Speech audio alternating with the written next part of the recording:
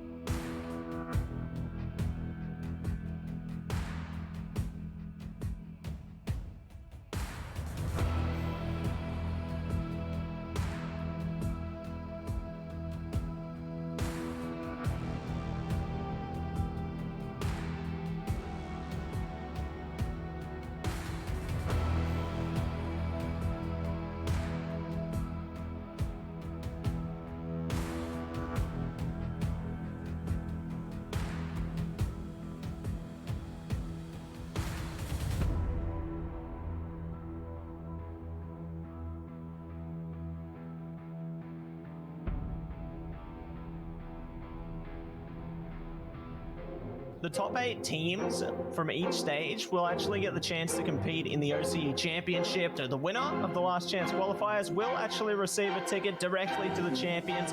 That's pretty big. But he does get spotted, and that's going to be Sicko picking up another. Can he get the ace? He absolutely can. Myth on the flank, he might be able to do something big. 1, 2, they're not turning around. There's 3, the Rocket to solidify it. 40, all of a sudden, there's actually a little bit of a, oh my God. Order.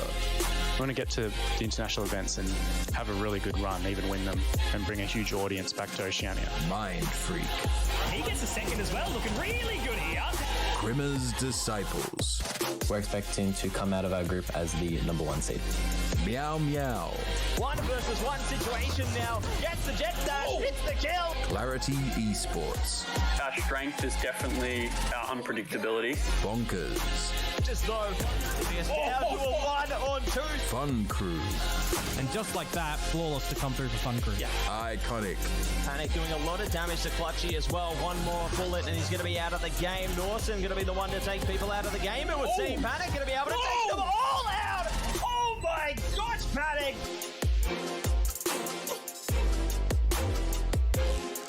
Payne picks up 1, 2, 3. Beautiful stuff here coming out from Payne. They'll know exactly that there's a player who are potentially trying to come up with a second play. No, oh my God! The Viper's pit does get pulled on out. Clutchy dispatches of Easy, and there's another entry point. Even with all the Viper units still down here from RDW, Bunda. They do gather the information, and Myth has actually moved around onto the other side of this poison cloud. It's great on the whole. Another picked up by Myth. A third! Oh my word!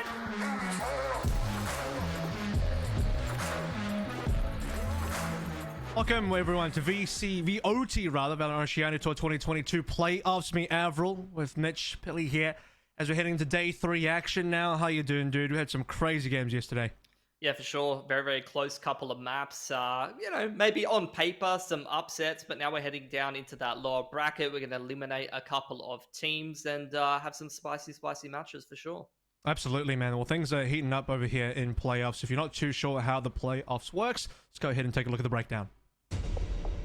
Welcome to the 2022 Valorant Oceania Tour, a year-long tournament circuit where the best players from Oceania battle it out for cash prizes, a place at the APAC playoffs with a chance to qualify for Valorant Masters, and a shot at the global title. Teams can compete in up to 2 stages, consisting of open qualifiers, a regional group stage, and playoffs, each with their own AUD $25,000 prize pool. By placing high enough, they'll accumulate championship points to be one of the top teams fighting for a shot at the OCE Championship and a $30,000 prize pool. Those top teams go on to the APAC Last Chance qualifier, with the winning team invited to the Valorant Champions, where the world's greatest compete to be named 2022's Global Champions, winning an as yet undisclosed prize pool and true gaming glory. For more information, head to LetsPlay.Live /2022 VOT. So there it is, top 8 action over here, our top 8 teams, 2 of which will be eliminated by the end of today, Mitch. And looking at things, they have all to play for. Big price pool, qualification into APAC playoffs as well, and eventually into Masters. Yeah, exactly that. It's all about putting Oceania on the map. It's all about gaining these teams some much needed experience. We've seen it in many other titles, other tactical FPS, and obviously you've seen it in other esports as well. It's all about sending these oceanic teams overseas, giving them a chance to get some experience and really get our region's name out there. All right, let's take a look at the prize breakdown here, because even coming in 8th place will net you in the money. So 1K for 8th and 7th. 2 of our teams are being eliminated from today are going to get that, and scales all the way up to 9K. And of course, we talked about that first place, not just about the money here, but the opportunity to play in an international, even then qualify further into Masters if you can do that. And then you'll be rubbing shoulders with the true giants of Valorant internationally. And that's really what we're playing for at the end of the day. I mean, we are looking towards some of our best teams finally getting the opportunity to play up against the world's best. Yeah, I would 100% say that. And I think even just looking at events like Southeast Asian, APAC, Masters, and Last Chance qualifiers, which might have some Korean and Japanese teams sometimes like that, those teams perform reasonably well in these overseas events. So it's even quite a high level of competition here in Valorant, as opposed to what we'd see in some other titles where maybe Asia isn't the cream of the crop. So really, really good opportunity for some of these oceanic teams to head over there and compete. Well, I teased a little bit earlier on, but we did have some potential upsets in yesterday's games when you were here with Dion, and we looked over the results and look at the bracket. It's really different, perhaps, to what you'd expect. Outside of Order beating Meow Meow, when you look down the rest of the other 3 matches, you'd almost be keen to pick the other team that actually lost in that matchup to go through in the upper bracket, but it was the other team instead, in a quote-unquote, you know, the up-and-coming team, the underdog team that actually won that match instead.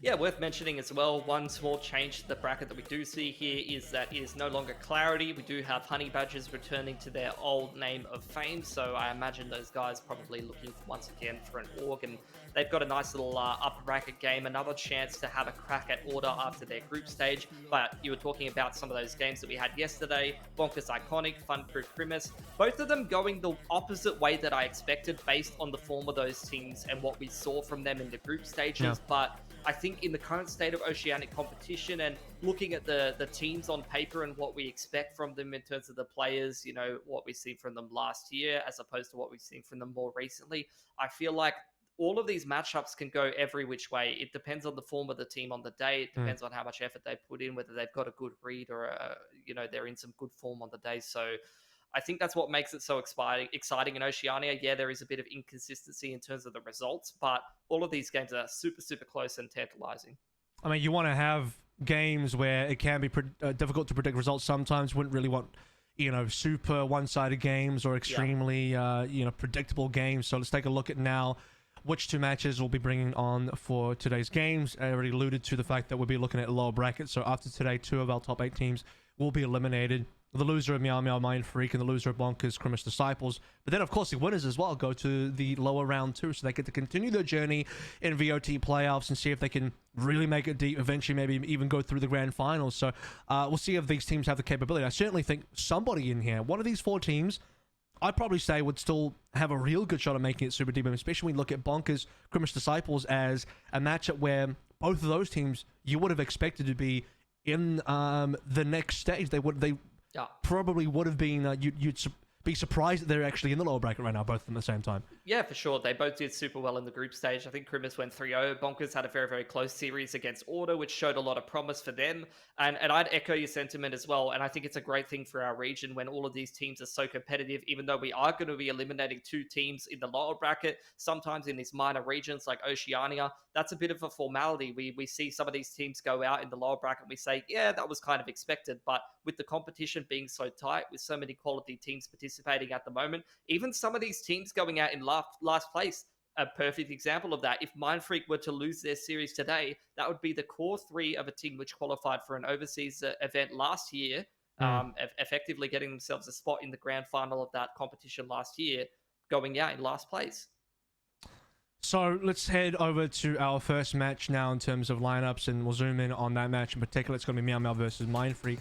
On board, first up is going to be Team Meow Meow, a team that I described in day 1 of playoffs as individually quite strong, that, you know, on paper, if you looked at this team, you'd think they'd be probably one of the better teams in our top 8. You have a lot of experience on here from where everyone comes from in their past teams, but they haven't been able to find any good results together. They went 0-3 in groups and honestly have been pretty lackluster. That being said, though, very close game versus Order, especially that second map where they actually led 9-3 and finished things off, 13-11. So they were on the 11 side of that. That's a really close game considering where Meow Meow have been in the past in terms of their past results. Yeah, I think, again, you could even contrast that to Fun Crew, which that's another quality lineup on paper. Yes, they play a little bit more structured, and I think I get the idea from the Fun Crew guys that they might be a little bit more practiced than this Meow Meow team. We've seen them run some pretty loose compositions in terms of agents. We've seen them have some pretty loose strats. I kind of am trying to gauge whether this is like a super serious team, whether it's just a mixed team that's pugging it out, that's playing for a little bit of fun. I kind of err on the side of the latter, but that doesn't mean that they don't have the talent on their roster to be able to win this series over Mind Freak, because they definitely do. This is a scary roster on paper. The only questions I have are more around things like motivation and things like how good would their form be coming into, how good would their macro approach to the game be coming into this series, and I guess that remains to be seen. All right, next team up is going to be Mind Freak, and this is a squad that was actually one of the invited teams into the group stage, super high seed, again, formed from really great individuals. They had a very close loss versus Clarity, now reverted back to the name of Honey Badgers in day 2's, oh sorry, still on day 1 games. It was second half of day 1. And that was a matchup that could have gone either way. Mindfreak, I think, still have a lot to play through, but now in this particular matchup, it's probably another team that you would have thought would have beaten the Honey Badgers on day number 1 and probably shouldn't even be in the lower bracket yet. I think heading into this competition, I would have agreed with that sentiment, but I think as we've seen it play out and we've seen the relative strength of some of these teams, even after the group stage where Mindfreak actually dropped a similarly close series to what you're talking about with the Honey Badgers game to Krimmer's Disciples, I think a lot of these teams that have been working hard have shown their strength. And a team like Mindfreak, although the core of this team was so strong last year, their new iteration of this roster is still struggling to kind of put the pieces together and find their identity and find their strengths and weaknesses. Yeah. So I think, this is kind of an establishment period for them, a building period. Can they turn their form around in a couple of days is my question, because they've had a couple of close series when they've been taken out so far in this tournament. But against Meow Meow, this is do or die. So there can't be any slow starts. There can't be any close losses or anything, because then they'll be out of the tournament down here in the lower bracket. And had Meow Meow gone down easily to order in day 1, I would have said, probably just give it to Mindfreak here today, Mitch. It's probably not going to be a very close game. Mindfreak, we even talked about this before we went live, is that, Mindfreak have a lot to play for here. They'd be super motivated. They know they shouldn't be in the lower bracket yet, so they want to make it deep and get to the grand finals. However, I also mentioned to you that it's dangerous that Meow Meow actually had a close run versus Order, because now they've got a taste for victory. Max said on the day 1 cuz as well, they got a bit of a taste for, like, hey, we're actually getting kind of close to Order here. And now you talk about the lack of motivation. Maybe that will still be there, but on the flip side of the coin, you get a bit more extra motivation, a bit more of a kick when you get close to Order and you start thinking, well, we're playing up against teams that are not as good as Order anymore. We can actually win. Yeah, and not to mention the fact that it's an elimination game. So if they have that interest of staying alive in the tournament, of playing more games, of remaining competitive, then they have to win this series. And maybe that's, kind of the fire under their ass that they need to bring their best level of form out to play some more structured, proper Valorant, or even just to have the individuals pull them through and be able to get them across the line. So I'm really interested in seeing what we're going to get out of this game, because there's a lot of different ways that it could go based on so many different factors. Let's take a look at the head-to-head now of our 2 highlight players here, and sort of break down where we expect some of these important matchups to come on through. Why don't you give me a bit of a run through on what you reckon? I mean, this is an interesting head-to-head. I think, look, I could have even said Ninum, but I don't. You never know whether Ninum is playing in the core of the roster. I think they had Rackham standing in previously, but at least for Ronsky, he was one of the best players, if not the best player in Oceania on that jet role last year. He's a big win condition for any team that he plays for. Whereas on the other side of the coin, you've got Andy. I think, as opposed to Ronsky, who's top stat for this competition, I think he's second overall in the whole competition so far. Andy is also kind of up there in the top couple of players, top 10 or so. But the contrast between these two players is that Ronsky's purely just played the jet. I think Andy has played something like 7 different agents, and he's still putting some pretty decent stats up there. So a little bit more flexibility in that regard.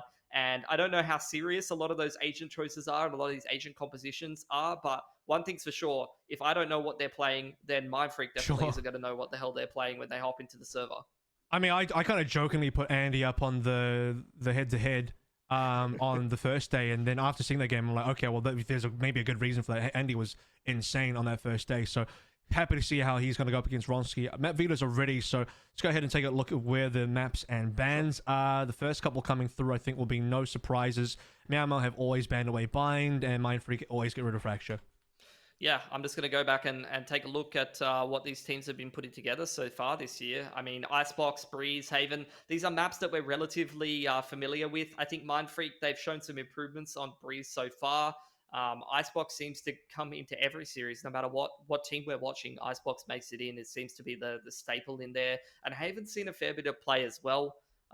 If you look back at the map stats a little bit, the thing that might worry me a little bit for Mindfreak is, they have been playing a little bit of Breeze, but they did have that one loss to Krimis a little while ago that kind of, it does, kind of give me a couple of question marks, but they did recently beat Meow Meow 13-5 on that as well. So it might be a good opener for them. The only Icebox that you've seen the boys Mindfreak play recently was against Clarity in a pretty close loss. So there should be a little bit there as well. And I think Haven as well was the first pick of Meow Meow yesterday, not yesterday, 2 days ago now on day 1 versus Order, so there's a lot of that. And we also talked about the fact that it was that close map versus Order, so having that as your deciding game, it's actually pretty powerful. We'll be interested to see, you know, Myanmar go towards Icebox first, but even if this doesn't work out, you know, if they can get one map in there, maybe go to Haven. I'm pretty confident about how their Haven looked, and now that Ninim's in for this game as well, I mean, things are getting dangerous. Yeah, Ninim is a big difference maker, just putting him on that jet. You know, you talk about Ronsky being the standout towards the tail end of last year. If anybody didn't watch the middle of the year, Ninim was certainly the difference maker and was certainly kind of the alpha jet of our region when Wildcard was starting to make a resurgence towards Stage 2 as well as AOC. You know, me and you were covering that, so we know the power of the Ninim if he's feeling on his game. And Ninim peaks to come on through. I think Ninim was the Ronsky before Ronsky existed. Maybe that's a good way to put it. He is an absolute monster. So Ninim versus Ronsky now. We highlighted Andy versus Ronsky, but I didn't even realize Ninim was going to be in today. But now that Ninim's here, it's like Andy's like, oh yeah, I'll give up this jet for you. It's understandable. You are the jet player of OC. I'll move over to something else. It's going to be the Reina pickup for Andy and Ninim versus Ronsky. I think it's going to be one of the most dynamite head-to-heads that you could possibly have. Yeah, I think firepower is certainly there. And like I was saying before, you know, you talk about Ninim moving on to the jet role and Andy moving across the different agents. I was talking about it with his flexibility in terms of the agent pool. He's played something like 7 different agents across this competition so far, including some pretty whack ones, like throwing a Yoru in there and things like that. So, look, you can't say the man's not dynamic if he's putting the stats up and he's still in there as one of the top players in the competition. And we had so many questions, you know, so many question marks in terms of the pre-show, but now we get to finally start to answer some of them as we get into this series. Going to kick things off with Icebox. Absolutely, yeah. And looking over towards comms, I think nothing really out of the ordinary for me. Even Reina kind of talked about this with Mac as well. It's like, it's sort of still in there just a little bit. Everything else across the board is decent, though. I am thoroughly enjoying seeing more Chamber on a map like this. Straight away, round 1, MF. Looking to maybe get a little bit aggressive, at least through Tensai in that tunnel and get taken down early. Yeah, they're almost faking like a mid to B split. Ninim just doing Ninim things though. He's up on belt. He's already found the opening pick and he's in his opponent team's spawn. And Mindfreak have got to complete a 3-on-4 when they're completely surrounded. But that's going to be a nice pick to start to pull them back into things. Long flank from Ninim coming through as well. He's going to have to come through fast because Ronsky's on 3. Plants come through. 2-man retake jungle. Over onto the spawn, so I think he might get crunched here. All 3 members, it looks like, coming through from MS straight on top of jungle, and they survive. Ninim. He's got a pretty big task ahead of him.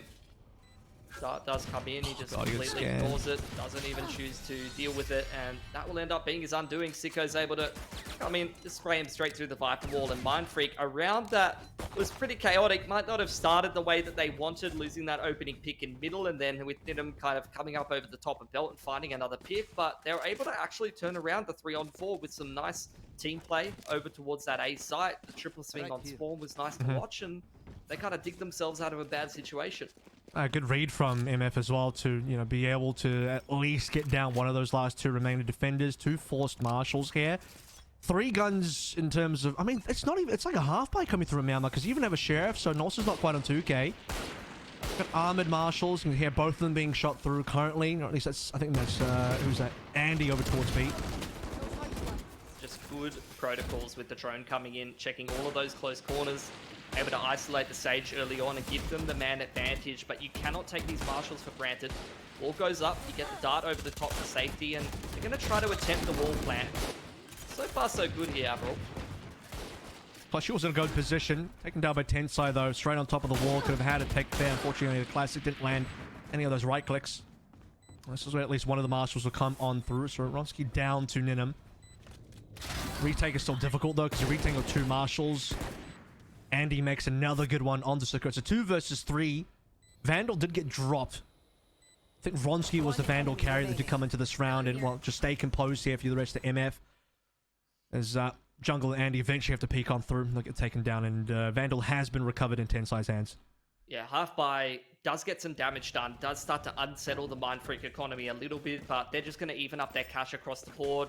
Little bits of an investment here and there, maybe drop the Sheriff over to one of these players and try to keep their money as stable as possible. Those players who did invest, you're seeing them having to go down to some light armor. You're down onto the Guardian for Andy, so are foregoing a couple of upgrades in terms of taking it into the first gun round, but we'll see how it works out overall. Jungle going to be tested as this B-side default does come in here for Mindfreak. You see it time and time again, the Jet updraft up the top, the drone to follow through, and they have pushed that Viper back in towards Snowman's side, and this is just trying to pull some of the rotations across from middle and spread the defense a little bit thinner, but with how Mindfreak are posturing, it's looking like they're keen to commit to this B-site hit with Soju on the late lurk through middle. Yeah, they have the toxin screen down here as well, so if you see the wall come up, then you definitely know that Tensai is going for the plant. Soju down in middle as well, so that's going to be really unfortunate for Mindfreak. If they want to cancel now, they have lost most of that mid information. Those two trademarks being placed are useless now as well. I think that he just got spammed straight through smoke as well, like straight through the unfortunate. Jungle spent both of those snake bites. That's something to work through, and Ronski with the early pick onto Andy might just give them the confidence to go for the plant now. Well, there's the wall up, Tensai straight in for that, trying to be contested by Norson, who breaks the first wall segment, but seems like Mindfreak started to get out of dodge. The toxic screen does go down though, but they found a pick on the backside, and now they put themselves in a 4-on-3 post plant. And 4 of them playing behind yellow. All right, there we go. Finally, Sicko's going to be the one moving towards green. They don't know what's happening around on the big flanks. Like I said, the train marks are gone. So could see Ninham make a play happen, but it's already currently on orange. So here comes the 3-man retake. Meow Meow first up, sees a body, needs to be able to swing. Yellow eventually will get taken down. At least gets a 1-for-1. Ronski still alive currently. Ninham makes another kill come through, but it's not going to be enough. MF survive with 2 once again. And they'll drop that Bulldog for a Vandal. Ronski fragging up as well means that if they want to potentially settle their economy a little bit, he's able to pop the knives, just be able to forego purchasing another Vandal and stabilize the economy a little bit going forward. They have that option open to them. As for Meow Meow though, haven't been able to come away with that first gun round. Got beaten by, I wouldn't call it a full bonus. There was a fair bit of investment, still some Vandals across the board for Mindfreak, but still, those are the kind of rounds that are going to put you in great stead moving forward. They're already up 3-0. Their economy is already quite stable, so Mindfreak cruising along quite nicely on their opponent's map pick already. I think a lot of that came down to the fact that they made jungle blow a lot of the early utility. No more snake bites to handle the attack, and they got Soju, but 2 being returned. Huge kill from Romsky onto Andy is what really got them the side, in my opinion. So onto a new round now where Judge on Clutchy is about the only thing that's been brought up for the side of Meow Meow. Yeah. Mid movements coming through from Ninham. He actually did pop Blade, so we're talking about if Blades were going to come on through. Well, Ninham with his 3-3 and 1 orb. Here, some rotations. Could be up for a kill here. Missed the nose! The big whiff! Oh, it's a rare whiff from Ninham. Usually he would hit those. Yeah, usually you see Ninham pop knives and you're thinking this could be a round for whichever team is playing for. Clutchy on the close angle. Eyes on the radar, unfortunately. Not ready for the swing on the low ground, and Ronski just over the top. Just doing his movement things on the top of the site. Mindfreak not having too many issues dealing with this. Not spotted that player on backside. That could be another gun going the way of Meow Meow taken away from them. But Ronski not having too many issues. Farming up more frags. Unfortunately not getting him any ult points along the way. Could have had another knives or halfway to another knives through that round. Just farming up ecos, which is another big reason why I don't mind seeing people just pop knives a little bit earlier. But yeah, does seem like they want to even up their money, and Ronski's just down to that sheriff, so I'm keen to watch his movement heading into this round. And look at this 3-man setup from Meow Meow. They really want to contest this B-side default early. It's got to be slow and a snakebite coming through. Usually, so far on these defaults, Jungle Well's kind of just thrown in a snakebite. Hasn't really slowed things down because Ronski, he smokes up, jumps up into the smoke, and he's safe. Ooh. So the wall is actually what's going to come on through early, and with that, Soju on the backstab here.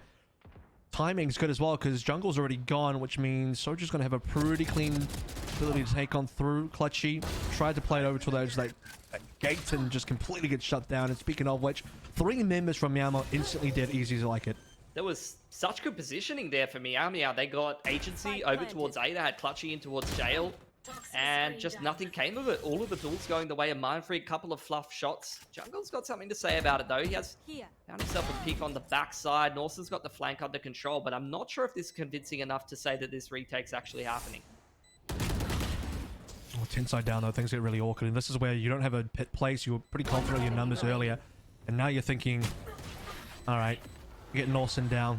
Jungle's the last one left. Sicko will get both and things are done. So Watt doesn't have to use the ultimate just yet, neither does Sicko.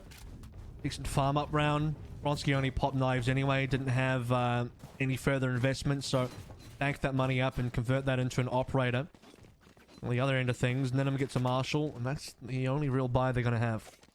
Yeah, Op on the attacking side, not something that you see many teams committing into, preferring to use that Jet as a bit more of an aggressive rifler in that entry role, but Ronsky is definitely a player who doesn't mind the operator on the attacking side, and in general, Mindfreak is quite happy to play a bit more of a slower style, just working the map. Meow Meow on this half buy, you'd have Jungle, I think, was going to pop that pit. Where's the pit Cancel gone? Maybe he cancelled that one. He looked like he was going to pop it on 410. Ronsky's going to move his scoreline up to 12-2. Especially with the Sage gone as well. I mean, that's going to be a lack of utility to slow things down on this now B hit. Wall instantly placed into a plant, and then it will do very little to stop this. Yeah, just looking for exits, looking for damage, but it's not really going to matter too much at this point, Kev. Like, the money for Mindfreak is so well established. They're up 5-0. They are kind of just cruising along without any issues at all. So you're possibly looking for a flawless here, which would bump up the economy into astronomical proportions, especially if you're Sicko, who'll be on that solid 9k now. Jungle looking for any damage, but he'll just get demolished. So 5 players up. And the economy is even greater when you consider that Soju has a tour de force available. Ronsky's 4 away from a blade, and that is the type of composition when you have both Jet and Chamber. 2 free guns at any point really makes it a lot easier to play your economy. Yeah, for sure, for sure. Can definitely bolster some of those weaker buys, but it's not really something that Mindfreak's going to be worried about anytime soon. They're maxing out money on a lot of these players. Got that res in the pit available, so the post plant could really look a little bit better here for Mindfreak, but pit's already there for Meow Meow if they want to invest it. And again, it's going to be this pit over towards the A side. Jungle's got that wall over towards the B side of the map to assist in the retake as well. Drone comes in. You do have the ult available. It's actually for Clutchy, not for Sicko. So even if you are tagging Jungle, it's going to be difficult to push him out of the pit here. So I'm keen to see how Mindfreak react to this. I like the instant reaction we saw the other round when the Sage Wall came down on towards B. They kind of really started to change their mid-round plans. That's nice dodging from Tensai. Avoids the Hunter's Fury. Doesn't find any impact out of that. But how do they respond to this pit is what I'm wondering. And you do see them start to fall away from A and rewrap towards middle. There's nothing in mid so far. No one on Boiler. They can easily pick that with the operator. And now the options probably will just go towards orange. They know that Andy's nearby, though. They'll hear that. Well, Andy rather will hear it, and he's got a potential lineup here. Doesn't even need to dismiss Empress straight away. You love to see that. We've found that Andy can certainly do a lot with it. So can you pop off on this or not? Because your teammates are falling by the wayside so quickly, and Andy has been the only one getting any sort of response. Oh, Ronsky, hello. That was a quick one for sure. It's all on Jungle. Trying to complete a 1-on-3, but he's walled off towards mid side. Don't think he can get through there without breaking the wall segment, and that's going to be heard by Ronsky. No scope, do it. It's just Peekaboo straight through the bloody Toxic Orb, adding insult to injury. Mindfreak up 7-0. Doesn't even feel like this game's been going on 10 minutes or so. Yeah, I mean, 7 rounds of obliteration. 17-2. Orson says, screw it, I'm going Vandal. Hero time. Empress could have been, I mean, Empress was reasonable. You know, got 1 kill off that, and then, you know, you got 1 kill, then pop the Empress, got another kill, but when Ronsky just jumps at you with an operator, I guess, you know, not much you can do about that. 4k for him, and still, you had multiple members here for Mindfreak, just maxed out money. Yeah. Sicko's the only one that didn't, because I guess expensive playing a Sober every single round, and then him try to get some damage done. Minor shots onto Tensai that instantly gets healed up. Yeah, this was what we were wondering. What kind of a game are we going to get today? And we're starting to get our questions answered. This is a case of it's Ronsky's world and other people are just living in it. He's just jumping around, taking over the server. That's the Ronsky I wanted to see on day 1. Okay, that's a miss. That's maybe not the Ronsky. That's the Ronsky we got on day 1, actually, Mitch. That miss right there. He definitely had a rough start in terms of his form to this tournament. But look, this is a do or die match, and we're seeing him fire up. Well, now we got Ronsky taking over the game. I mean, day 1, when they played up against, who are now Honey Badge, it was Clarity on the day. Tensai was kind of the dude really heating it up. Having Mindfreak, keeping Mindfreak in the game for the most part. Like, good old Tensai was doing the most, while Ronsky was having an off day. This is more Mindfreak in a normal position. Ronsky's fragging out. Important round coming through from Meow Meow that I saw they were thinking about going double operator. Andy had one, sold it away. Nenim will be able to finally match up against Ronsky properly if they actually see each other. It's not going to happen just yet. Nenim's over towards B, Ronsky on A. You got that vertical wall as well from the defenders. Jungle being left as that A side anchor. And once again, Sicko trying to set up Ronsky for success with the supportive utility as Mindfreak work this A side of the map. Soju trying to gather information over towards B. Does spot the operator, so that's a nice read for Mindfreak. He actually jumped really wide as well. I was a little bit concerned. Like, if Nenim was expecting that it was just going to be jump picks, I expected Soju just to die there. Speaking of dying, Jungle actually gets 10 side down. Traded though. Sicko onto Jungle. Wow, heck on the knives. Ronsky doesn't care. He's going to dive straight on in. Back side's confirmed, and Nenim just fragged with a nice headshot. Two available now. You'd love to see a res. One might be able to come on through, but Ronsky is so close. He might just pick up this kill to Norson. He's just styling on them. He's all over the place. He's not even playing Valorant at this point. He's playing like Tony Hawk Pro Skater, just like zooming around the place, doing some sick ollies. When was the last time he died? So 2 deaths. When was that? Yeah. So long ago that, you know, he hasn't broken his combo yet. So he's working on a mad combo right now on that skate park. Dude, need to like get the production in on it. Get some like you know, it's probably like 142,000 or something, setting world records. And this is a sad save coming through from Meow Meow as well, because one of the saves is on a Spectre, which I think Norson should really just play for this. I mean, what do you really want to save a Spectre? That's actually a negative save. I think you lose money for that. Yeah, but they don't get to upgrade it. They don't get to save the operator is the sad part. That's what you really want. What goes down to the spike, not going to trouble him too much, but yeah, you don't That's get good. that That's save. good for Norson. That's really good for Norson, I think. You really, I personally do not think you ever really want to save a Spectre. Alrighty, well, so far it's been all Mindfreak, it's been all Ronsky, 9-0 so far. No real pushback at all from Meow Meow. It's obviously a pretty stacked roster, a lot of talent. None of them really turning up into the server so far. Not really having too much impact. Yeah, I mean, even Nenim, pretty minimal stuff. Saw him miss some well, I don't know if I could call it easy knives, but for Nenim it should be easy. It's hard for us mere mortals, but Nenim looking pretty mortal today as Demigod Ronsky's on a 21-2 streak. Yeah. Doesn't see any signs of slowing down. 3 rounds left to play for in this half. You have more buys coming through from Meow Meow. Obviously, just fully broken. Clutchy will try and get something done, but there's no idea that Watt's just going to be there. Nenim might actually get a kill here if he decides to pick again. Watt's pretty low. It's kind of the anti-eco positioning that you'd be expecting. The half buying, just sitting in spawn. Nenim does get Watt, but you've still got Soju holding down the flank. Obviously, the trademarks definitely help out with that. And you're getting a couple of frags back. One more from Norson, you would have said that's a bit more of an interesting round, but even Andy with the Vandal could definitely complete this 1-on-3. It's great crosshair placement. Only one more to find. Oh, he's got it. That's beautiful.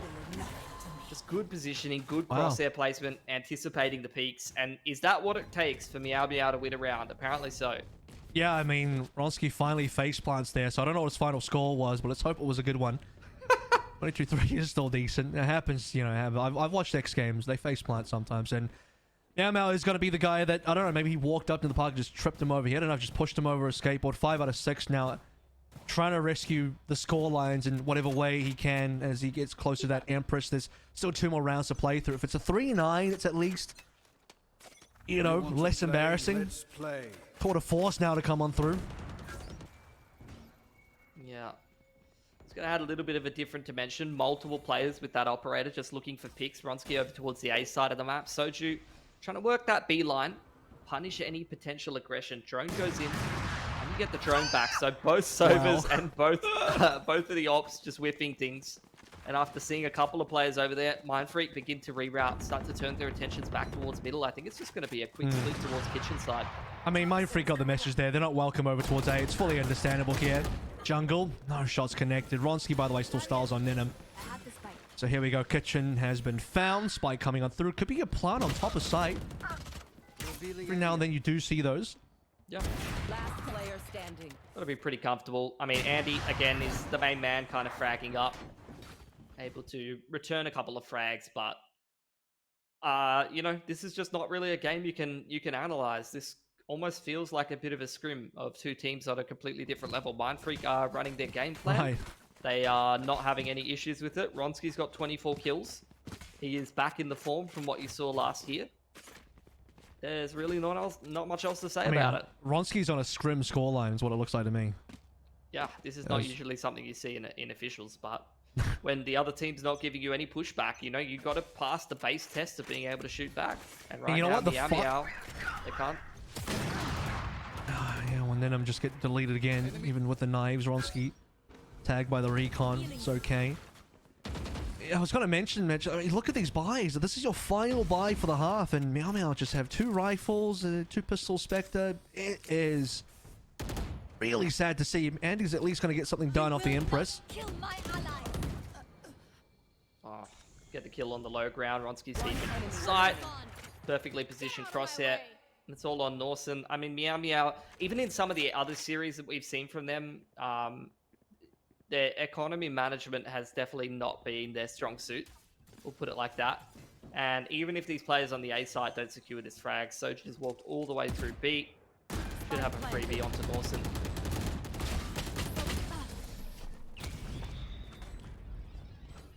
Yeah, this is Exactly as expected. This is thrilling. I don't know if we'll get to Haven at this stage. And I talked a big game about, oh yeah, maybe Meow might get to Haven. You know, you can get back into where they were versus Order a little bit. That's kind of what we're looking at in terms of can Meow do anything here. And this was Meow Meow's map pick, wasn't it? The Icebox. So we have potentially 2 more rounds. Right now, it's just really the thing I'm interested in is can Ronski hit the 30? I think he can. 4 kills in 2 rounds. Yeah, I mean, he's usually pretty good on the Sheriff rounds as well, so... Honestly, I can just say, like, as a personal message to Crash right now, just leave it on Ronski, just get up and walk away. Like, you don't even really need to be here. Like, this is all you need to do. Ronski cam, hello. AKA the People's Cam. Alright, we got a... He's doing it. 3-man push-up. Well, Ronski's about to hit up 3 people over and towards mid. He did get pinged. Decent opening smoke from jungle. Well, as you'd expect from the Vipers. Pretty normal standard positioning. Tensai, I believe, is pretty close by as well. Inside kitchen. Soju picks up the opening frag. And that's going to be Nenim who was lurking. I was wondering how long he'd keep it on for. Ironically, Ronski does get a kill, but we missed it. It's alright. One enemy remaining. Oh, there you go. I mean, Mindfreak, so far, doing good enough to win this pistol. Jungle is definitely capable of a 1v2 there. He's well aware of the positioning of the last 2 players, but he needs to go Just revealed himself. Spike, Kev. Yeah, he's revealed himself, which means both Soju and Siko can just work this one together now. It's all 3 players having a ghost. Can at least play off his own toxin screen. And they got time to play Scout Knives just a little bit here. It's like... The spike is the biggest issue, like you mentioned. Oh, we gone quiet. We got real quiet. And Soju used that silence to perfection. 2 surviving, 12 and 1. Yeah, Tensai hits the vape. You love to see it. Celebratory vape. And now Meow Meow, I mean, they got a force. They got nothing left in this game. Need a drop. Gonna try to put together some Marshals and some Spectres, but there's really not much else to say about this game. Oh, look at this. You've just been Ronski'd. Ronski's gone, drop me a Vandal. Tensai's gone, yes sir, what else can I do for you? How high do you want me to jump? Drop me a Vandal. How many, sir? How many, 2? How many Vandals? Don't Dual reload your wield. clip, sir. I'll drop it for you. Vandal, akimbo Vandals, 1 in each hand. I think that's the way to go. Okay. For real though, that is the play, right? You drop an additional Vandal when Ronski needs to reload, and you reload for it. You reload it for him. That's a bit BM for the drone coming through. I think the drone actually broke a couple of segments of the wall there. Or just one of at them. least the one, I'm not too sure. Yeah, and then you got some Alright, clutchy. wall on wall. Gonna need to hit the gym a little bit more to fit through there, I think. No, mate, you get bigger when you hit the gym, so you still struggle to fit through. I don't think you're fitting through the hallway unruled with those shoulders, mate, to be fair. Well, Meow Meow definitely don't want Ronski hitting the 30 today, so assuming that MF win, we'll just be finishing on 27 and 5. What cannot deny the plant, though, so we are going to get into a post-plant situation. Low HP on quite a few members, and Clutchy will go down instantly. Norson still desperately trying to heal himself back up. Then in for the peak, he's been spotted, and Sicko dispatches of him. 4 versus 2. only sheriffs available. That Vandal that got picked up by Sicko now. Last player Do some real damage. Meow Meow got Jungle wound a few. Oh my goodness. All right, but you talked about the fact that maybe Jungle could do it, but can he really do it now? Pit's available. We'll just die to what into the couple of classic clicks. So Pit came up, came down. Yeah, that's the game. At 30, wait, never mind. Has he got time? Yeah, Okay, he's just screwing around. He's trolling. Well, that's a 13-1 for Mindfreak. And Meow Meow have been thoroughly Bronskied. 10 size rolled him up and smoked Get him. Ronskied. Yep. I love how Ronsky looks devastated. He's like, oh, didn't get the 30. No, he died instantly on that Damn it. last round, didn't he? So, unlucky. There's not much to say about a game like that, honestly. There's not much to break down, but it is impressive to see Mindfreak and Ronsky in particular in that kind of form when they're down here in the lower bracket. 532 ACS. All right. Only 500? That's double. Need to pump those numbers up That's a bit. double of the next guy down below. What had 262, so he's double the next person below. 6 first bloods. Unreal stuff. All right, well, let's see if now Meow can do a bit more on that second map. We'll give both the teams a bit of a breather here as we take a break. When we come back, Breeze will be on your screens. Don't go anywhere. More VOT happens after this.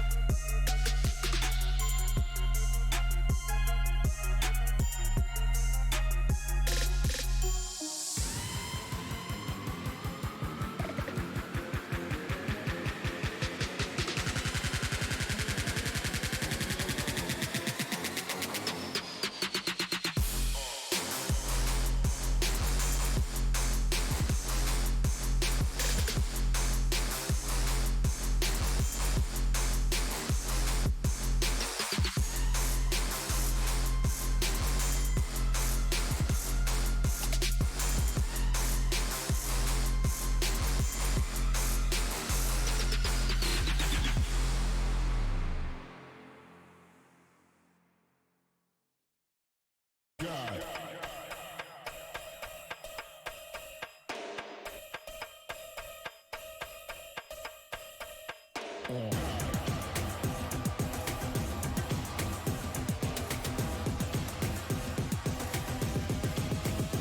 me what you got. Back that up, back that up, back that up, back that up, back that up, back that up, back that up, back that up.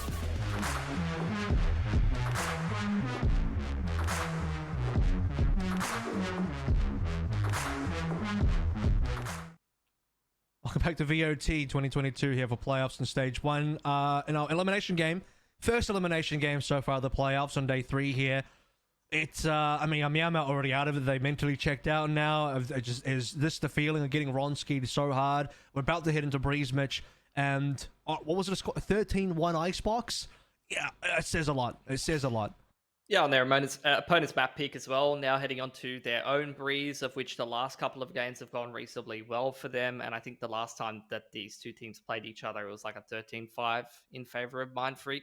So you're feeling pretty confident about them. I think Ronski as well, he might have been looking at the overall statistics for the whole tournament. He saw that Duddy Boy from Iconic is ahead of him, and he took that personally. So he's decided to just go Super Saiyan. He wants that number 1.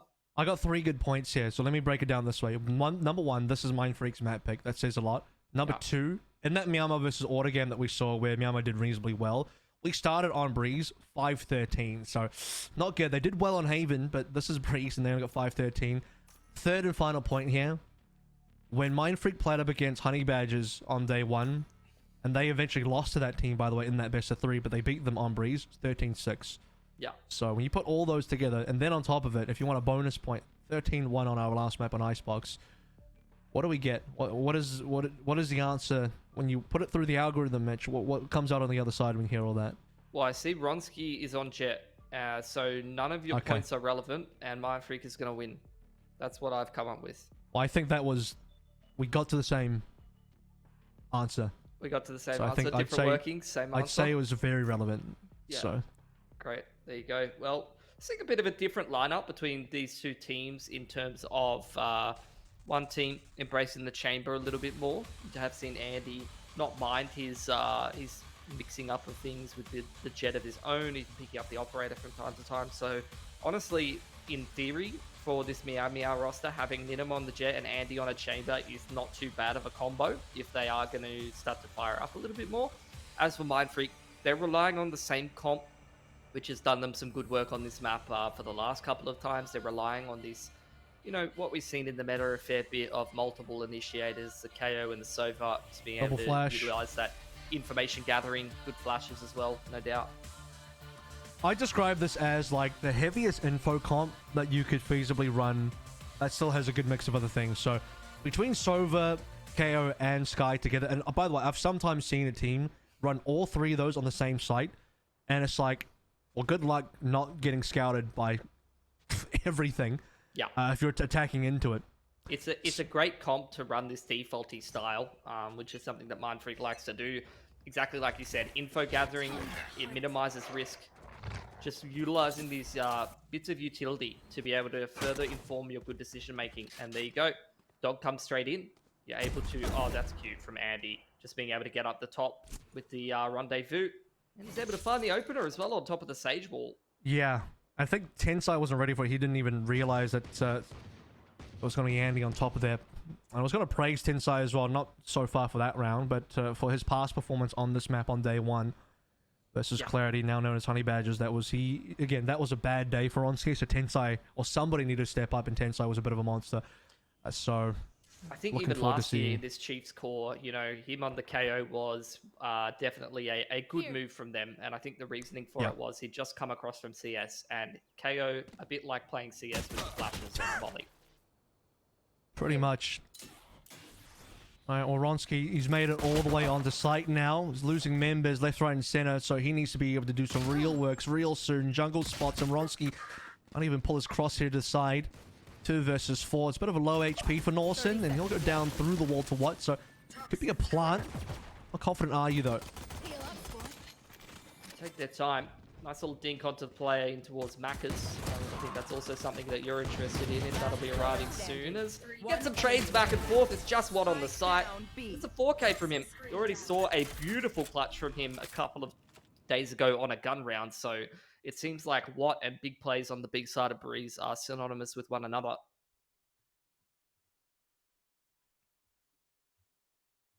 So what comes up with 4 big ones? We've seen some big moments from what, like you mentioned. Andy opens up on that last round, but good plays over towards B between 2 surviving members. A couple of fake plants on me. Like, they didn't even really plant. They faked the plant for most part. A lot of work done. Nim goes towards that Marshall again on the second round, same as what he did over on Icebox. Didn't really get a lot done on Icebox. Breeze, though. Another big sniping map. Contact found over towards A, and that'll be Andy winning the duel versus Tensai.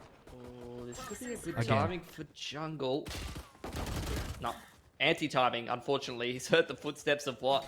Chase the Viper. Hasn't checked the corner for the Sova. And Mindfreak, after the initial contact elsewhere on the map, just going to try and pick up the pace into the B site. Vertical wall across the right side, and we're into a retake already. Andy has a gun to play with now, courtesy of picking that one up from Tensai, and they still have the Marshall to play through, so Nim can find some early damage. Have something to do with that one. Info found via the guiding light. Recon's going to come through as well. Don't know that's really found much yet. Ronsky, come on, buddy, you got to do something here. Tag down super low as he discovers the Bulldog. Rush in there. Does seem like Mindfreak are picking up the pieces without too many issues. For Meow Meow, really, they were looking for damage in the backside of that B site engagement, but couldn't really find any. Another nice thing from Dawson, but damage on the HP is not the same as securing these kills in terms of the effect that it has on the economy. So look, repurchased armor has to come in for Mindfreak, but all things considered, they're pretty happy with how those last couple of rounds went. Heading into the first gun round here, it's going to be somewhat of a bonus in. Drop over from Tensai, I would imagine. Just throw the Sheriff over to him, or maybe a Spectre, and just even up their cash across the board. Yeah, they're playing with their guns a little bit here, but they'll have 2K on basically everyone except for Tensai. Yeah. Who unlikely hasn't picked up a kill yet, so that's kind of the difference maker there. Everyone has extra money from the fact that they have frags. Finally getting over towards A. It's not just going to be Tensai kind of lurking over here. Trailblazer is going to spot at least one member. I think Vronsky's already over the wall. Yeah, there he is. Trolling halls. Fortunately, not anymore. Ninim's dealt with him quite nicely. You get the bird straight through the Viper ball. Vronsky looking to continue taking fights towards the backside of the A site here, and this is Mindfreak just taking territory, not allowing the Meow Meow boys to play these retake positions, but they're starting to take a few too many duels in the long ranges with these SMGs. They're being punished for it. Still a 2-on-1 for Mindfreak though, Kev. Also working off a teammate there, gets rewarded with 2 kills. I mean, Jungle back again with the potential clutching out, and that is a brilliant first shot. Sicko still cleans it up, but Jungle really making MF sweat just a tiny amount. 1 droplet down your left temple. Oddly specific, and it will be a 3-0. That is the bonus, 1 over by Mindfreak as well. I actually thought they were going to have a bit of a different approach to that round. You know, I expected Watt to be given all priority. He was, after all of those big plays, the big play on the pistol, as well as a couple of frags in the second round as well. He's one off the pit. I thought they were just going to keep things simple. They were going to establish themselves with that Viper's pit and pay the post plant with some of those bonus weapons, but actually played pretty aggressive in that round, and they were rewarded for it. Now Ronsky with the operator. It's a beautiful updraft. Perfect movement to be able to position himself to get that pick. In the meanwhile, Meow Meow taking territory over towards middle. Multiple players on the aggression straight through there. Inside picks on through. Okay, Soja gets a freebie. B is now open. Ronsky deletes Norson, so as they're moving through mid, they just have to make sure they don't take any casualties here. So far, so good. Inside, by the way, had huge confidence just to dry peek some of that as well. It wasn't even jiggle peek and just straight up swung in. No one was looking at him, but they'll eventually get the 2 members that were lying about. And it just seems like they didn't even have to enter side. They were just picking up all these Meow Meow members on the extremities as they started pushing on down, punish every single one of them. Won't even get the plant money, won't need it at this stage because they're all basically maxed out. And money-wise, they'll be maxed out with not too much issue as Sicko's nearly on that 9k. So, is there going to be a buy round yet for Meow Meow? Not quite. Judge 3 rifles, pistol for Norson. They're still just slacking. I mean, this is where they should already have been ecoing, but this is what we've seen from Meow Meow when things aren't going well for them. They just start force buying every round. So it's going to be a bit of that story yet again. Yeah, look, I don't know what, it's an interesting approach to your economy management. It's like I said to Mac on day one, it's, I mean, I didn't finish Economics 101. I've got your trail. Alright, Clutchy playing off the wall. Flash, Seeker's coming as well. They know he's there 100%. Seeker's just running straight at him and couldn't even kill the Seeker, so blinded. Soldier picks up a freebie. Ronsky misses a shot. From down the chute goes Norson, as I'm sure the rest of Meow Meow will follow him into the bin. Again, it's just Mind Freak running this defaulty style, not really doing anything special, just winning all of the duels. Playing this more defaulty style, utilizing their utility to minimize risk. They're just playing no-nonsense Valorant, and there's just no pushback from Meow Meow. No other way to really summarize it. It's not even the Ronsky show either, because I think it wouldn't have had to be on Icebox anyway, to be fair. I think there was plenty of structure straight behind him. If he's not picking up, you know, those 30 kills, someone else is getting the other 10, you know? And on day one versus Honey Badgers, it was Tensai. So, Tensai's been fragged a few times here. Courtesy of Andy and Jungle Wow has, made a couple of close rounds. This might just be a fast hit over towards A. Jungle Wow hiding behind his own toxin screen, but I think he's been tagged by something. Has been spotted yet. Oh my goodness, what? Had the opportunity to get rid of Jungle Wow, but we'll make it a 1-for-1 instead. Yeah, now it's Ronsky back on the operator to be able to peer in towards the archers. There you go, freebie onto Andy. Alright, then what you got? Show some good knife skills. Norson's making some trouble happen on the other side of the site. Knife skills come in handy there. Sicko gone, and that is the round. I mean, courtesy of Norson, honestly, from being able to enter on the other end. I will say as well, I was talking about the overall statistics. I think Ronsky was trailing Duddy Boy in ACS by like 0.9 of 1 ACS or something, and then after that 550 game on Icebox, he's the only player in the tournament above 300 ACS average. So he's back on top.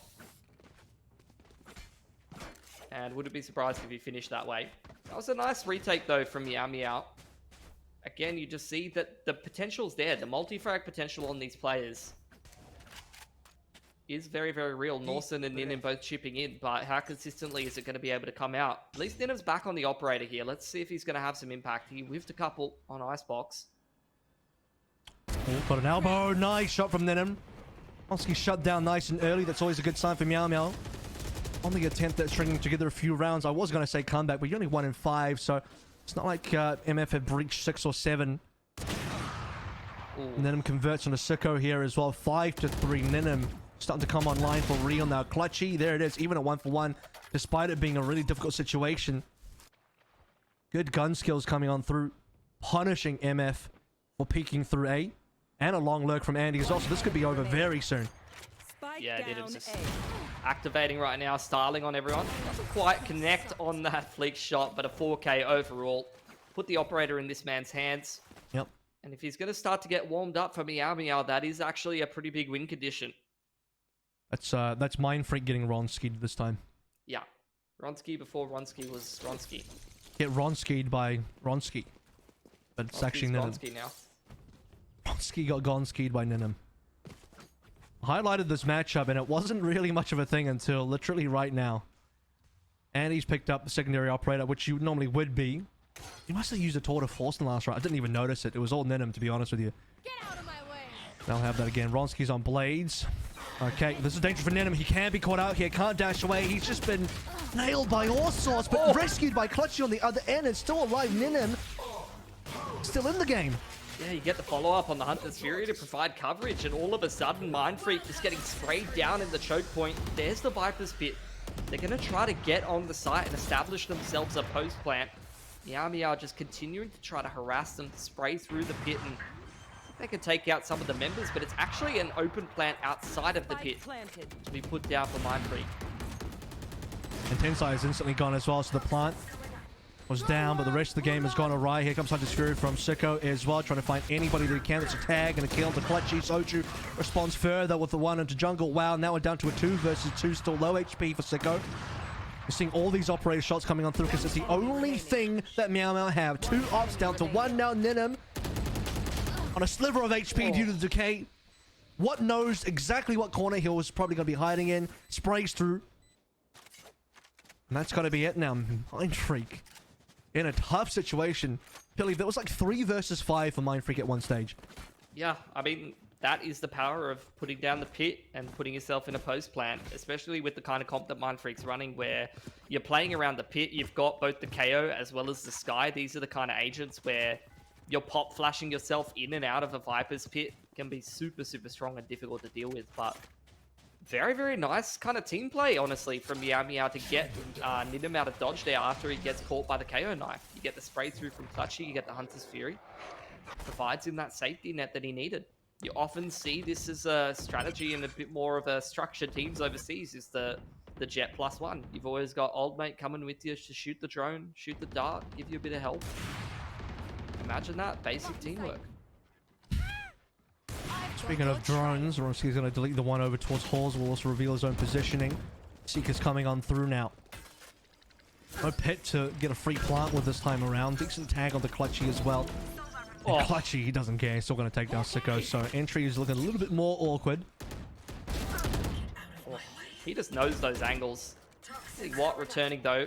Mindfreak very keen on fighting over towards this yellow position, just continuing to take these duels on the long ranges. And there is another one of them. Just the instant bird pop flash straight through the Viper's wall there, kid. Okay, well, it turns out Tensai doesn't need a knife anyway. What a shot into jungle. Wow, it's Ninim on his lonesome. You have to start thinking, okay, can you actually win this 1v3? Looks like he wants to go for it. Doesn't care about saving. So it's going to have to clear all these angles really slowly. And Ronski's there as well. I mean, realistically, you probably should save, but I feel like with how it's Meow Meow and also Ninim backing himself, probably tries it. Definitely out of time. Get one of the exits, good enough. Yeah, just Nidim showcasing his movement. Having a bit of a dance around. But it's a Mind Freak round. Still in complete control of this series right now. Nim's got the blades. Could kind of supplement a little bit more of a buy. You drop one Vandal over, maybe even throw the operator over somewhere else and pop knives, and all of a sudden you're looking at a pretty dangerous buy, but wouldn't be surprised to see Nidim just hold on to it. Again, we're getting another one of these weird force buys where it's like SMGs. Yeah. Some people are buying, some people aren't. Well, the problem here is you'd like to help out the rest of your teammates by dropping over an operator and just blaze storming, but I think if you're Meow Meow here, you know that Ninim is your best op player, so you have to kind of back that and just say, well, that being the case, no shot at giving up that sniper, at least for the time being. Ronski, by the way, has just pushed through this Viper's pit. We'll get completely deleted off the back of it. With Jungle WoW having to kind of back away from the pit via the tag on the drone, I mean, this pit integrity could be rather dangerous depending on whether the rest of his teammates can hold on to it or not. Turns out they can. Drop the pit. After all said and done, they know they've dropped that spike down. What's going to throw the operator out of the map, not wanting to give them an additional op, the double op. I appreciate that. Give the fishes something to nibble on a little bit later on. Tensai might still be doing something. He's actually got a real gun in his hands. His position's been revealed at this stage and kind of pulls away a couple of members, so maybe Watt can walk on through, but Norsen's just checking the angles, isn't he? Tensai with the taxed member for a single. It might be the only thing he gets, depending on whether he wants to spin another flash. He's got 2. Damage. Meow Meow. Economy still not quite built up yet. Crosshair placement is just so on point from Tensai. Even on that last final frag, he does get taken down by Norsen, who's in on the flank, but you can see Tensai has definitely started to come into form of his own towards the end of that Chiefs roster, and now into this year. You were talking about him being a highlight on this Mind Freak roster. He's had time to warm up to the game, get comfortable with it, and you could see it. In some players that come over from Counter-Strike or other games, sometimes the crosshair placement isn't on point, the awareness, there's certain lapses. Tensai started to get a much better intuitive feel, and you can see it in his gameplay. Definitely feels at home on the KO, like you sort of mentioned. Right? A similar thing to what we saw previously. They just want to pressure out jungle well, and they did that quite well in the previous round. Well, in the sense of they pressured out jungle well, but then the rest of them kind of died. Full 5-man stack on A. It's given a lot of information. Obviously, the Ninim sees holes. Clutchy has control over towards mid. 10-side pop flash through, and jungle wow with the 2-piece. Great lineup. And completely ruins Mindfreak a little bit. Just what trying to keep things alive currently with the 1 frag back. Spike planted. Flank coming in from Ninim as well. Big dangerous territory here for Mindfreak, who are kind of getting pincered in here, but these are the pop flash plays through the Viper utility that you talk about with this KO Sky agent comp. They're trying to make it work, but it feels like for Mindfreak, the last couple of times that they're trying to take the duels over towards the new box, over towards yellow on the backside of the A side, they have not been finding too much success. It's going to be another round going the way of Meow Meow. Starting to make this game a little bit more competitive. A 5-7 would not be terrible. No, it wouldn't, and the money as well is going to be a little bit troublesome. So have a look at what we have here. Just enough to buy up once again, but the buys are a little bit shoddy because no armor on 3. Guardian and Ronsky as well. No armor, or just the light armor rather. No knives. You see that Norson is, over the past 2 rounds, built up a Hunter's Fury. You know, that's just 2 rounds worth of frags. I think he started on something like 3 out of 8, so 5 extra ult points picked up in those last 2 rounds, so ready to go. And he's not far off from a Taurus. You can see the momentum has really shifted heavily. Yeah. Definitely don't want to give the Meow Meow players a little bit of confidence, a little bit of momentum. That's a dangerous thing to be messing with. Again, you're seeing Ronsky plus a little bit of util to set him up. Try to put him in pole position. Flash onto Clutchy. Completely catches him off guard. Andy rather has just left him for dead. Let's give the Blades over as well. So convert that Guardian into the Blade Storm. We're over towards B now. Hunter's Fury trying to counter this one, at least slow it down. I think that might have been 1 tag. Oh, Ninim, there we go. Thank you very much. Do enjoy a Blade Storm. Norson. Yeah, it's Ronsky down. So at the end of the day, that Blade, that's the, what is it? Hunter's Fury we're talking about a little bit early on does find some purchase. It's going to be a critical duel over towards elbow side. Jungle again, showing his game sense. Being able to check that angle now, fighting these 2 players for Mindfreak in a 4-on-2 outside of the pit. Soju goes down. What? Trying to convert another magical play on this B site. Started it off well. Finds the player outside of the pit, and Ninim, who's just hopping around inside of it. Last 2 players haven't got on the spike yet. The snake bite goes in and buys even more time, and What still hasn't been touched. Another one for him, Kev. Jungle Well's on no HP because of the decay. I mean, if you want, you can just spam on through now. What? Is he just 1-on-1 versus 4? Easy. Easy as you'd like. Damn, that dude. is his strength. It really is. The positioning, the awareness, plays it all perfectly. Anticipates all the different angles that the players are coming in on to try to trade him out. And he is Ronsky this game. 19 and 6 half on the Viper. Get wadded. Yeah. Apparently. I guess. What clutch is coming on through, plays off the Viper's pit like you said, and I mean, Meow Meow just ran out of ideas. It's like their brains are imploding. I guess we just run through the pit and run at one and see what happens, but they're kind of doing it one at a time. So it's not even like they get to work together. The numbers, it was a 4 versus 1, but they all die individually. And then there's just no time to even defuse. Jungle's like, the best I can do is just to try and kill this guy, save a bit of face. Swap sides now, Mitch. 4 and 8. It's still, I mean, considering what Icebox scoreline was, this is like an okay opening for Meow Meow, to be honest with you. Yeah. Well, yeah. Still not feeling too confident about it. Ninim, great crosshair placement. Finds the first player over towards Tunnel's side, and that is a beautiful raw adjustment. Okay. He is just doing a perfect impression of himself from last year. 3 nice little 1-taps in. Doing an impression of himself, like a Ninim doing a Ninim cosplay is what I got out of that. Alright, 10 side. Good for 1. Probably the only one though, if we're going to be honest. Yeah, just 3 members surviving this one. Burn a flash for it. Sees 2, but Andy across the map. Not even a headhunter, just a normal sheriff.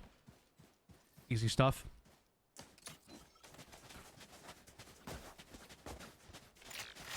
Well, nice little pistol out there. A little bit of flashiness from Ninim, who's not having too bad of a game for himself in the ultimate games of the Jet diffs. He's kind of winning it so far on Breeze. He's not going to be enough to win overall though, because the team structure of Mindfreak, as well as What just clutching out a lot of these rounds, has been a big win condition. It's just a half buy here, so Mindfreak looking for a little bit of economic damage. Very early snake bites in there for Jungle WoW. Oh, what? Getting a snake bite, but in the corner. He's not really playing off the toxin screen. I mean, Clutchy's even checking it. They know, and just a little dry bullet. Catch him in off the side. It's looking like they should be able to get B pretty comfortably here, unless Ronsky has something to say about a decent couple of shots in the classic. Gonna dash away. Meanwhile, on the other side of the map and on other parts as well, pretty even trade. I mean, to be honest with you, but the rest of Mindfreak are doing okay on this particular round in terms of damage. I mean, 2 guns taken away. You're definitely not too unhappy with that if you're Mindfreak overall. As we head in towards that 6-8 scoreline, and usually this is the kind of round that you're talking about as a bonus, but Meow Meow invested quite heavily early on, went for a lot of Vandals. Thank you. So across the board, they're not playing any kind of a bonus. They're not evening up their money too much. This is very much a buy round out of them. We have an accelerated buy round. Normally this would happen on round 4, but we're getting this on the round 3 or the second half instead. That one Clutchy Spectre does stand out like a sore thumb here. We'll see if that ends up being a pivotal factor or not. Ronsky first up into elbow, looking for the flank, or at least looking to see if somebody wants to get aggressive. Doesn't know that there's like so many members of Myanmar just around in mid. I mean, Clutchy's deep in the B side. Ronsky's found the pick in towards elbow. This Spectre, those are the kind of ranges you'd want it to actually start doing some work, but the 1B at the Vandal's a little bit stronger. And this is looking like it's all going up Mindfreak. Last 2 players trapped in towards B main side. Not much they can really do without any map control. They got to kind of try to make something happen, walk up through elbow and find some picks perhaps. Trademark triggered over towards spawn, so you can see that Jungle WoW is maybe looking in that direction now. The rest of Meow Meow have split up, both members. I mean, Jungle WoW knows spawn is compromised, which means so many areas of the map are currently dirty from the Meow Meow POV. They get a kill into 10 side though. Oh yeah, this should be a freebie, surely. Does it get you on towards A? Time will be a factor, and backstab coming on through. Soju, that's the guy swimming up from the beach.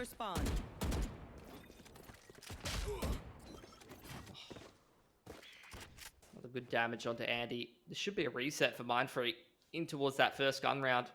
And when I say reset, I can almost guarantee you Meow Meow just buys up anyway. Should have enough for a couple of Vandals. Andy might even consider the save here. But Soju, Bird comes in. Andy trying to go for the free fire straight through it. And this is a round, I think this is a round that you can describe as Mindfreak kind of just having different duels across the map under lock, with Ronsky playing over towards elbow. Didn't see initially, or didn't really get any good info. Would have heard some stuff happening in mid perhaps. Nenim jumps over the wall. Ronsky wins that battle. We talked about Clutchy as well, maybe walking up towards B, but Spectre in hand, not going to be as powerful. Good range for the Spectre, like you mentioned, but the one tap coming through from Watt was just enough. Slowly, one by one, Myanmar just kind of lost all their members individually. Despite losing that round, they can still afford 3 Vandals. I mean, again, you just have them investing. There is no economy management. They just buy and buy and buy and buy. Drone goes in. Pressures Sicko off the line. You do get the majority of these Meow Meow players all the way in towards B, but they've lost A main entirely. So much map control here for Mindfreak that allows them to rotate and play accordingly. Rough start for Ronsky, but then we'll get traded back by Soju, so the 2 people working together on A extremities. We'll just end that one for a 1-to-1. Jungle WoW can maybe look to scavenge this weapon to at least upgrade the Bulldog. Also, by the way, still doesn't have any armor to play through. Andy has made it through double doors now, so Soju has no idea, and there's no secondary member on A just yet. Tensai thought about it, will back away. And with that, Andy finds Soju. A is completely open. Yep. No upgrade from Jungle WoW just at least yet, but we might just pick up the gun on Soju as well. They should know A is pretty clean. I mean, Andy's walked on through for the most part. This could be big for Norson in terms of the timing. He's just low on HP, so I like to see him just playing that contingency in middle, trying to control the rotations. He goes ready for it though. Tensai charging straight up in towards the A site, just taking aim duels, getting 1v1s given to him right and left. Last player standing. What's gone wrong here? Meow Meow actually had a decent lead. I mean, they got the site, they planted really slowly. Andy dies as well. They don't cover double doors. Jungle Wow had multiple opportunities to pick up a gun, still on a Bulldog, tries to fight with it, obviously doesn't get a lot done, and now Tensai working with what on the retake, just completely demolished Meow. That was such a weird round for me, Pilly. I don't understand, because Meow Meow's start was so good, but they had no confidence on A. They planted so late. It's just individuals taking duels and the lack of structure overall. Just, you know, most teams you'd see them play around the utility, you'd see them establish that post plant and play in the safe positions, but Meow Meow is obviously a bit of a looser team, a bit more puggy, willing to just go and give the opportunities to Mindfreak, who sit back and take advantage of them. I mean, that to me should have been dead to rights, and for Meow Meow, they had, you know, free site, free plant, even numbers. No, for sure. Good guns. But, like, the amount, if I had a dollar for every time I've said that across this whole event, I'd be very rich. Talk about the tour de force and the knives coming out, though. This is a bit of a scary one for Mindfreak. Definitely can't take it for granted. Sheriff's and armor as well on the rest of Meow Meowers. Nidham exploring middle. Andy looking for a pick with his ult over towards Hall's side. You got $1 for every time you said it. You might have your $25. That's an in-joke. No one else would understand that, but I'm sure you'd appreciate that comment, Pilly, this week. Head over towards A now, okay. So do you want to play this one? Decent opening. That's your tour de force ripped away instantly. Still a couple players coming through halls. Could be problematic, depending on the timing of the peak. Yes, Tensai. Okay. Well, Norson was like kind of dancing back and forth, and alright, well, goodbye, Norson. He's like a 6-year-old playing in the sand with his little Superman cape almost over there. Just gets absolutely decked. In a world of his own. Yeah, it's all on Jungle Wow.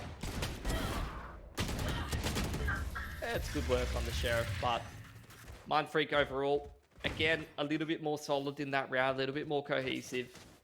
There was some danger points around the tour de force and the knives, but they're still able to deal with it quite handedly. Now comes through the bite for Meow Meow, where there is the operator on Nidham. So look, this could be a bit more of a dangerous one to contend with, but they're starting to run out of opportunities.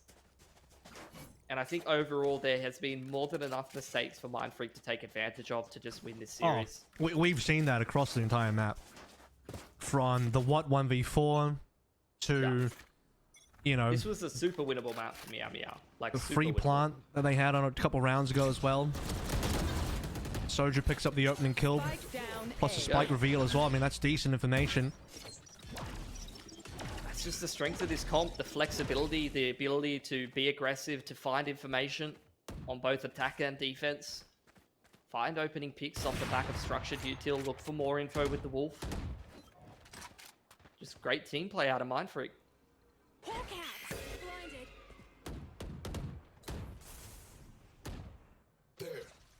Oh, Tensai's ready for this.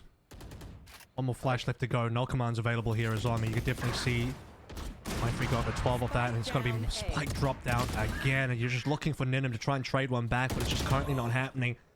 Andy down as well. Jungle Wow, Nidham the only ones remaining. Nidham cannot land anything. Jungle coming through the double doors. He's been spotted.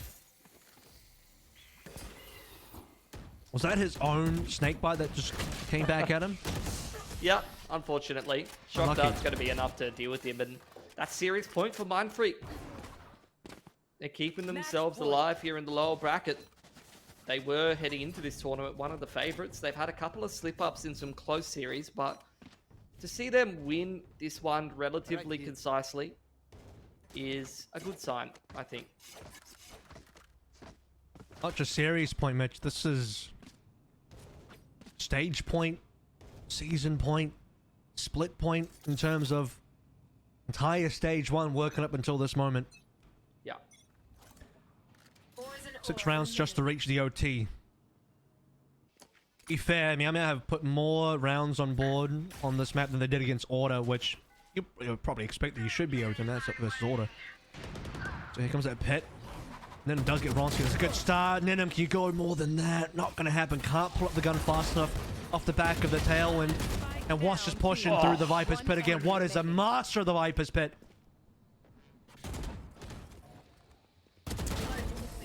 There you go. Of course, he's going to lock it down with a 4K. And there you go. What, with his own Ronsky-esque performance, the two individuals that shone above and beyond tonight for Mind Freak, but that would be underselling it. There was definitely a lot of the team structure in there as well to be able to win that game, and that's one of the biggest selling points that you can have when you're playing against some of these less structured teams.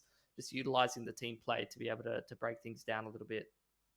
Yeah, I mean, I think we expected that, you know, Meow Meow might be able to put up a fight, but really it's a Mind Freak game. It's theirs.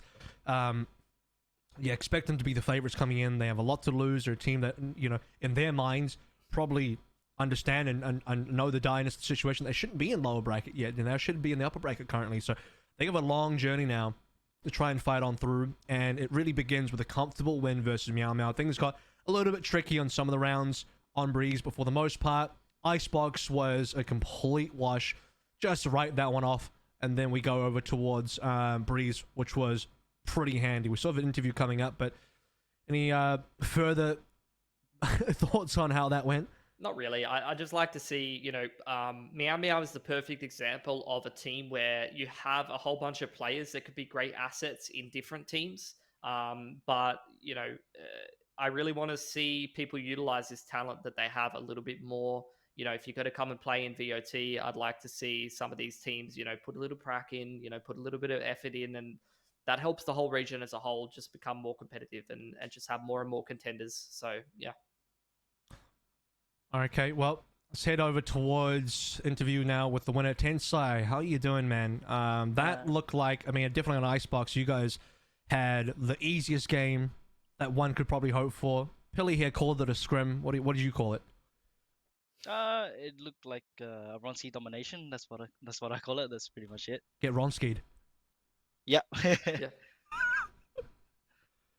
And then Breeze. Okay, you started losing some rounds. That was maybe more of a normal game. I mean, did you feel any pressure from Meow Meow at all? You guys came in full confidence, I bet. You know, any sort of reservations about going up against Meow Meow, considering they had an okay game versus Order, or did you guys know that this was always going to be the result no matter what? We felt pretty confident going into Breeze. I mean, we dominated them last time, the same matter, like 2 days ago and today. So we were pretty confident going into that. Yeah, awesome. I mean, you guys have obviously played a couple of series where you fell short in very, very close games. Is it like what is your perspective of what's going wrong in terms of, like, you talk about the Crimis game, or you talk about the game against Clarity or Honey Badgers where we're seeing really, really close maps? Is it a case of you guys just needing to gel a little bit more and iron out some finer details, and then things will get back a little bit easier? And does winning this game so handily fill you with a bit more confidence? Like, what's your perspective on everything? At the moment, I feel like we're a bit underprepared compared to the other two teams, like Honey Badgers and Crimis Disciples. They've been together for a while. I think Honey Badgers are really underrated as a team as well.